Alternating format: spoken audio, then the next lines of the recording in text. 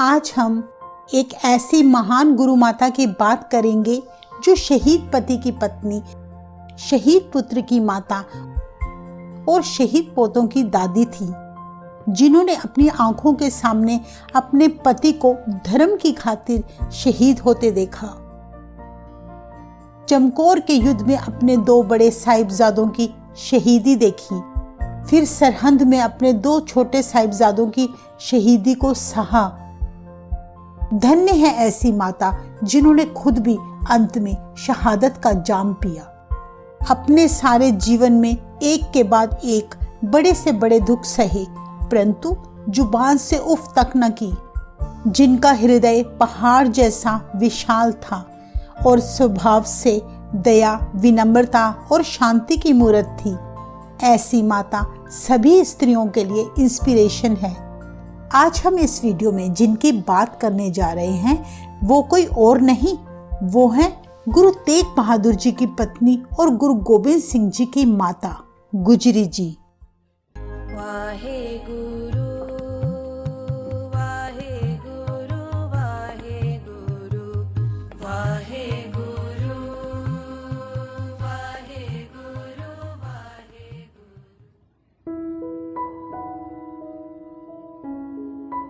माता गुजरी जी का जन्म 1624 ईस्वी में भारत के पंजाब राज्य के करतारपुर शहर में पिता लालचंद जी और माता बिशन कौर जी के घर में हुआ। उनके माता पिता बड़े ही धार्मिक ख्यालों के थे, इसलिए माता गुजरी जी भी बचपन से ही ईश्वर भक्ति में लीन रहती। उनका स्वभाव बड़ा ही शांत था। माता गुजरी जी के 2 भाई थे। बड़े भाई का नाम मेहरचंद जी और छोटे भाई का नाम कृपाल चंद जी था। माता जी का बचपन करतारपुर में ही बीता। एक बार सिखों के छठे गुरु हरगोबिंद साहिब जी अपने बड़े पुत्र सूरजमल के विवाह में करतारपुर परिवार समेत शामिल हुए, जहां उनकी मुलाकात माता गुजरी जी के परिवार से हुई। आप जी के माता पिता ने गुरु हरगोबिंद साहिब जी के छोटे पुत्र गुरु तेग बहादुर जी का जब सुंदर और नूरानी चेहरा देखा तो अपनी पुत्री गुजरी जी के लिए उन्हें वर के रूप में मन ही मन पसंद कर लिया।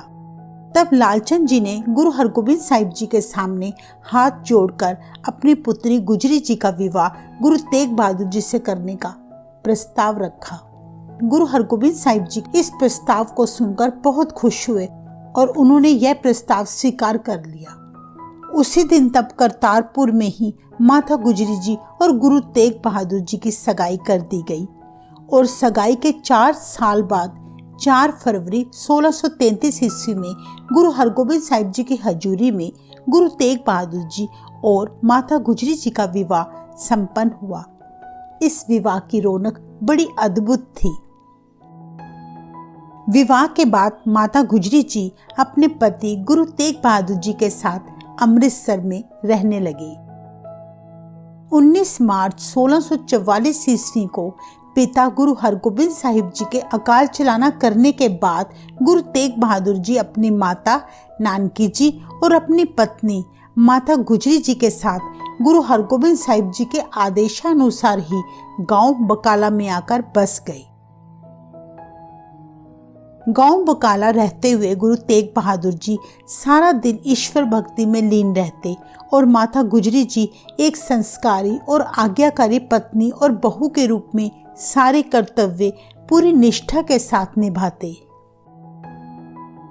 माता गुजरी जी अपने पति और सास माता नानकी जी की सच्चे मन से हर कार्य में मदद किया करती। सन 1664 में आप जी के पति गुरु तेग बहादुर जी सिखों के 9वें गुरु बने। उस समय आप जी अपने पति की आज्ञा अनुसार परिवार समेत पटना शहर आकर रहने लगे। 22 दिसंबर 1666 ईस्वी में पटना की धरती पर आप जी के घर बालक गोविंद राय का जन्म हुआ, जो आगे चलकर सिखों के 10वें गुरु गुरु गोबिंद सिंह जी कहलाए।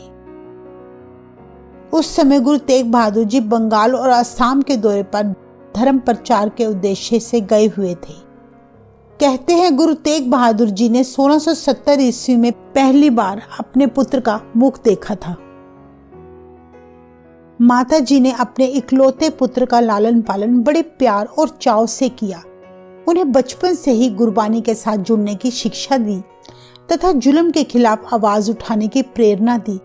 माता जी और गुरु तेग बहादुर जी ने अपने पुत्र को धर्म में दृढ़ रहना सिखाया और वे हर समय मुश्किल घड़ी में हौसला बनाए रखने की शिक्षा देते रहते। काफी समय पटना रहने के बाद गुरु जी का परिवार अनंतपुर साहिब पंजाब में आकर बस गया, जिसे पहले चक नानकी कहा जाता था। तब बालक गोविंद राय की उम्र मात्र 9 वर्ष थी। उन्हीं दिनों भारत में मुगल राजा औरंगजेब का शासन था। वे सारे भारत में जबरदस्ती इस्लाम लागू करने के लिए गैर मुसलमानों पर अत्याचार करता था, जिससे तंग आकर हिंदू पहाड़ी राजे तब गुरु तेग बहादुर जी के पास अनंतपुर साहिब आकर विनती करने लगे कि हमारे हिंदू धर्म की रक्षा करें गुरुदेव। उनकी बात सुनकर गुरु तेग बहादुर जी ने नवंबर 1675 में दिल्ली के चांदनी चौक में धर्म की रक्षा की खातिर अपना बलिदान दे दिया। गुरु जी के प्यारे भक्त भाई जेता जी गुरु तेग बहादुर जी का कटा शीश अनंतपुर साहिब लेकर आए। तब माता गुजरी जी ने यह दर्दनाक दृश्य देखकर भी हिम्मत नहीं हारी, बल्कि अपने पति के पावन शीश के आगे सिर झुकाकर प्रणाम करते हुए कहा, हे पति देव, मुझे सिक्खी की दात बख्शे जिसे मैं अंतिम श्वास तक निभा सकूं।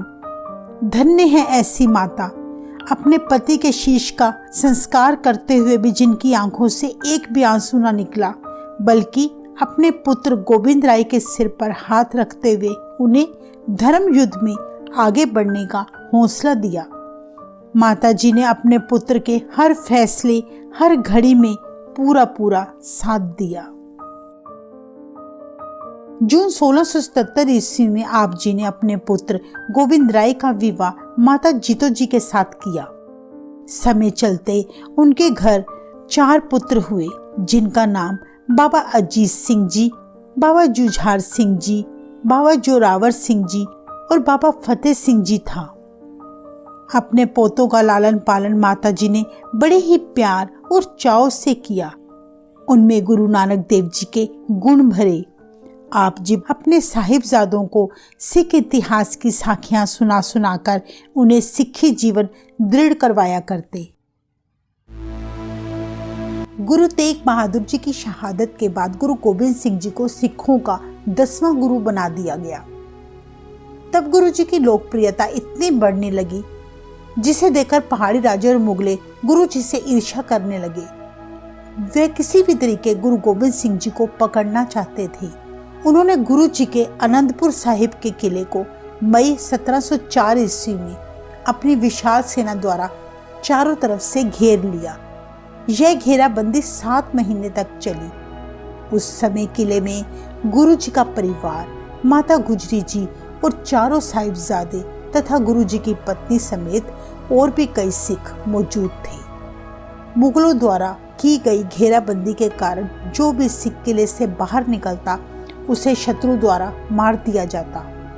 किले में तब अनाज भी खत्म हो चुका था। हालात ये हो गए कि गुरु जी के सिख एक मुट्ठी चने खाकर अपनी भूख शांत किया करते। ऐसे बुरे हालात में भी माता गुजरी जी ने हिम्मत नहीं हारी।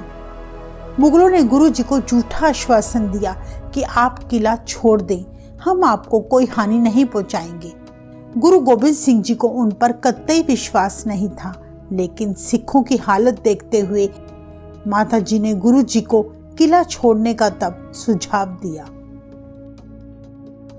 अंत में 21 दिसंबर 1704 ईस्वी में गुरु जी ने परिवार समेत अनंतपुर साहिब का किला छोड़ दिया। अभी वे कुछ दूरी पर ही पहुंचे थे तो मुगलों ने अपनी आदत अनुसार पीछे से गुरु जी पर हमला बोल दिया। गुरु के सिखों ने शत्रु की विशाल सेना को रोके रखा और गुरु जी आगे बढ़ गए।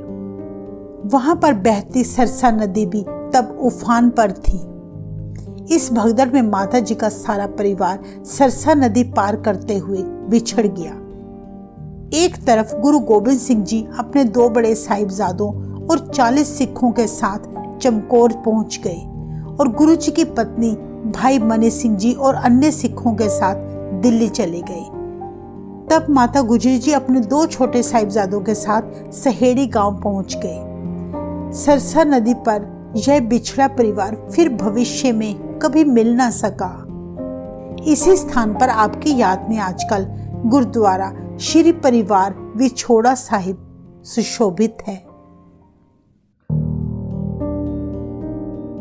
उस काली रात को 80 वर्षीय माता अपने 2 छोटे मासूम साहिबजादों के साथ बिना किसी लक्ष्य के जंगल में चले जा रहे थे। वे नहीं जानते थे उन्हें कहाँ जाना है, उनकी मंजिल क्या है।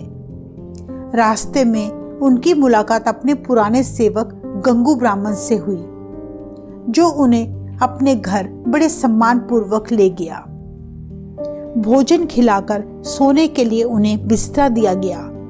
माता जी को गंगू ब्राह्मण पर विश्वास था, क्योंकि वे काफी समय से उनका सेवक रह चुका था। परंतु गंगू के मन में तो कुछ और ही चल रहा था। उसकी नजर तो माता जी के पास रखी मोहरों की थैली पर थी। उसने मौका पाते ही आधी रात को वह थैली चुरा ली। यह नीच कर्म करते हुए वह भूल गया कि जिस गुरु घर से उसकी रोजी रोटी चलती थी, आज अगर उस परिवार पर मुसीबतों का पहाड़ टूटा है तो उनकी मदद करने के बजाय उनके साथ ही विश्वासघात कर डाला। अगले दिन थैली के बारे में जब माता जी ने गंगू से पूछा, तब गंगू आग बबूला हो गया और उसने गुस्से में आकर मुगल शत्रुओं द्वारा माता गुजरी जी और दोनों साहिबजादों को गिरफ्तार करवा दिया। बाद में माता जी और साहिबजादों को सरहंद के ठंडे बुर्ज में कैद कर दिया गया। सरहंद के नवाब ने इन तीनों को ठंडे बुर्ज में इसलिए रखा क्योंकि उस बुर्ज के पीछे एक नदी बहती थी, जिससे आने वाली तेज हवाएं दिसंबर के महीने में ठंडे बुर्ज को और अधिक ठंडा कर देती थी। नवाब चाहता था कि वे ठंड से तड़प तड़प कर अपने प्राण दे दे। माता गुजरी जी ने उस कड़कती ठंड में अपने मासूम साहिबजादों के साथ 3 दिन बिताए। नवाब द्वारा क्रूरता की हद तो तब हुई जब उन्हें भूखा प्यासा रखा गया और ठंड से बचने के लिए कोई एक गर्म कपड़ा भी नहीं दिया गया।